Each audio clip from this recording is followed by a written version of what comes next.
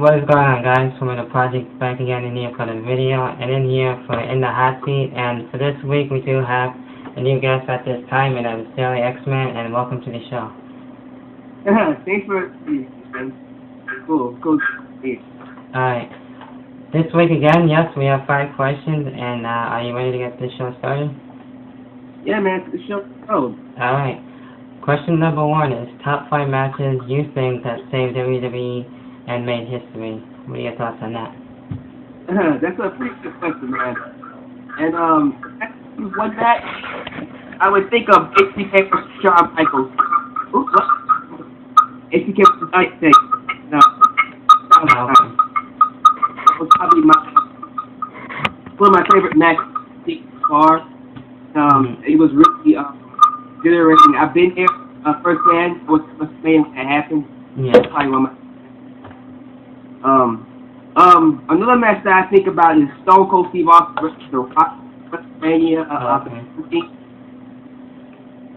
Hello? Yeah, I'm still here. Okay. The Rock versus Stone Cold WrestleMania 17, and then Shawn Michaels versus Bret Hart. Okay. What else was the match? Hulk Hogan versus definitely. That's the time when Hulk Hogan picked up Andre Giant and selected him. That, in my opinion, probably actually put W at, and then what match count? So you can put as many as you want, like a top 5 list that you want to put on, maybe? Yeah, I'm thinking of matches right now. Yeah. Let me see. I think HBK versus Triple H at Royal Rumble 2004 was actually pretty good too. So. Yeah, those are my top 5 matches that I believe actually put WWE on the map. So, yeah, you can take it for what you want. Yeah, that's, actually a good list. You have some good matches that I actually enjoy, and so, I couldn't agree with you more. Alright. Alright. Question number 2, we got, what do you think about Matt Hardy, and where will he go now that he's gone from WWE? In my opinion, Matt Hardy has nothing really to worry about. I'm actually kind of glad he's gone from WWE, apart from what other people would say. It's just that Matt Hardy, like we did, realized that he wasn't going to get anywhere in WWE, so it was probably good he got out of there as soon as possible. Right. I think he's going to be good. From his videos, he's planning on starting Omega again. That should be cool. Yeah. And apparently he's planning on getting the TNA, which is something I hope he doesn't do, because I mean I could see him doing good over there, but I'm afraid that when he goes over there, he's gonna be put back in the shadow of his brother Jeff Hardy. You know what I'm saying? Right. Yeah, man, and he could go over there and get the world championship. I can see that happening. I can see them throwing him in a feud with Jeff Hardy as soon as he gets over there, and TNA being TNA. And them putting the belt over every single new superstar they get. I can see them giving them the RVD treatment and putting the belt on Matt Hardy. Only for him to lose it, I don't think, in a few months, to be put back down to the mid card. So, but aside from joining the TNA, I still think he'll be okay. Wherever he goes, I wish him the best of luck, and I'm just gonna leave it at that. You know what I'm saying? Right. And I totally understand that, and hopefully he does a lot better in TNA. I really do wish him the best myself. I don't see him going all that far in TNA. I would like him to finally win the World Championship myself too, so we're just going to have to wait and see what's going to happen when Matt Hardy officially does go to TNA. So that's really good on that. Yeah, man, I agree. Alright. Question number 3 we got here is, what could you have done better with the Straight Edge Society now that they, disbanded? Oh, dude. Not too happy about them disbanding the SES. When it first came in, it was like this big, hot group, and it was really interesting. It had a lot of potential to be something big, and for some reason, WWE just let it, die out for some reason. With the release of Serena, I think that's really when it started to fall. Before then, it really didn't have any direction, so but it still had potential to be good. But after the release of Serena, that's where I figured that this team was just dead, in my opinion. If I was booking this team, in my opinion, this team wouldn't just be on SmackDown. It would probably be on all shows. It would be on Raw. Okay. I guess NXT too.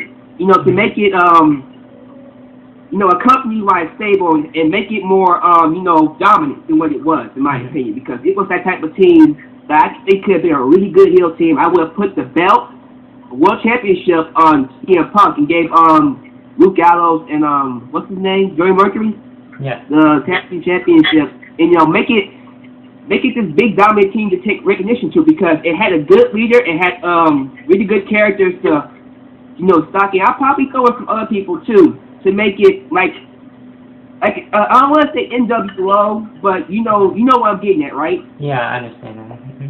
Yeah, so I would have turned the SES to something like this anti-group in the WWE. I think it could have been really big, but yeah, for some reason WWE just let it die out, and that's unfortunate, man. You know what I'm saying? Right.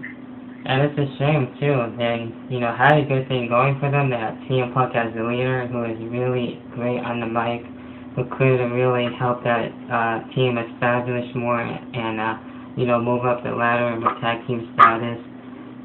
We could have even had Serena maybe become, you know, Divas or Women's Champion at the time too. Yes, as the tag team champion. What was that? Yeah, I was agreeing with you, man. Serena was a really good wrestler. And that's another thing, man. The way she got released was just plain retarded. I hate the fact that WWE has these wrestlers play on their characters so much where they have to act like them outside the wrestling ring, which is, you know, it's just retarded to me. So it really is. You know, yeah, man. Yeah, but you know, that's really good, and I was basically just agreeing you on that. And another thing, they could have had the tag team champions and CM Punk as the world champion. So you know, that would have been really awesome to see. But it's really a shame that they did that. And you know what else I think really caused their downfall? What? Remember in 2009 when CM Punk did this little incident about his dress code, and Taker got on him for the way he dressed, and then he said something about John Cena, and I think what led to his World Championship downfall, I think that actually what hurt his chances, and I think that's why WWE hasn't been treating him so well, and I think that kind of tied into his SES stable. So you know, it's just been really rough for CM Punk. Yeah, hopefully things will get better with him. I'd like to see him go to the main event again and be a main event guy, but you know, we're just gonna have to wait and see. Yeah, man. Next question we got here is question number 4, and that is, who is better as a heel, Matt Hardy or Jeff Hardy? What are your thoughts?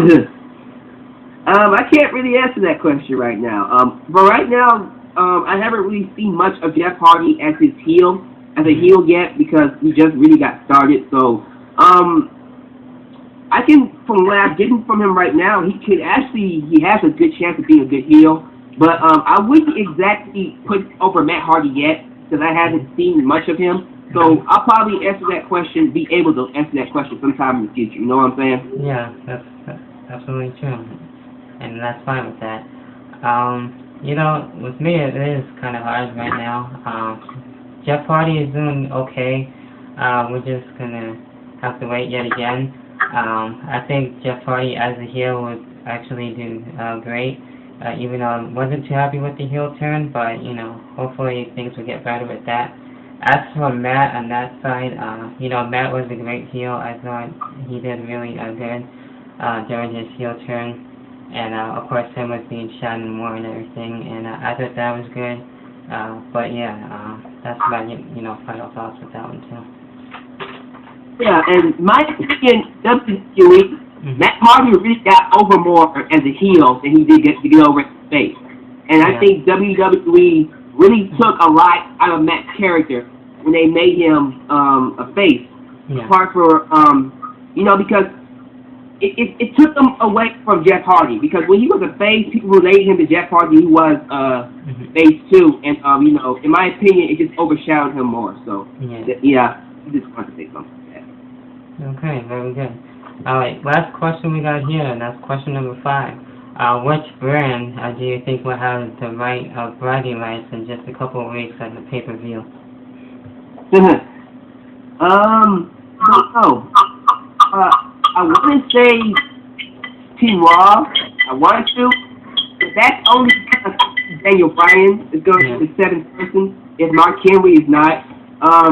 But if Daniel Bryan is not in Team Raw, I can see. I can't see, but I would be more likely to go for Team SmackDown because hopefully they put Cabal back in there. I don't like Tyler X in Team SmackDown. I don't know why they put him in there. Maybe they're doing this kind of storyline with Cabal to where he'll fight his way back into the team. But if Daniel Bryan is not in Team Raw, I will most likely go for Team SmackDown. But if Daniel Bryan is in Team Raw, I'll go for Team Raw. And that's what I say about that. Yeah, I agree with you on that one, because Team Raw doesn't seem too strong. I mean, they only got but a few guys on there, and with the final guy, I would like it to be Daniel Bryan. That would be great. But somehow I think John Cena is going to be able to come on in that team and then also be with the main event too. That's another possibility. I'm sure one that might happen. But, I'm going to have to go with Team SmackDown.